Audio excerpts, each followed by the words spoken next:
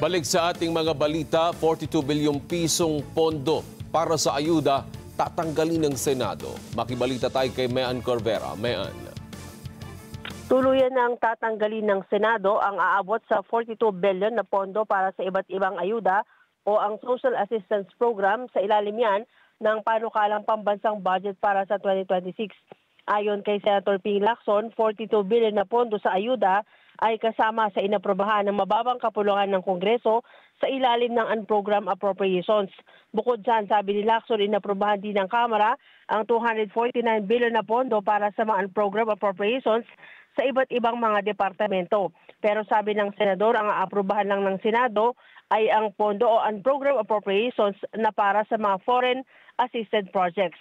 Inaasahan nilang dadaan ito sa mahabang debate, oras na isa lang ang pondo sa Bicameral Conference Committee pero nagkasundo ang mga senador na tapyasin ang pondong ito. Naging kontrobersyal ang program appropriations dahil ginamit ito para mapondohan ang mga ghost flood control projects, partikular na sa Bulacan. Mean Corvera para sa Mata ng Agila, matatag, matapang, matapat.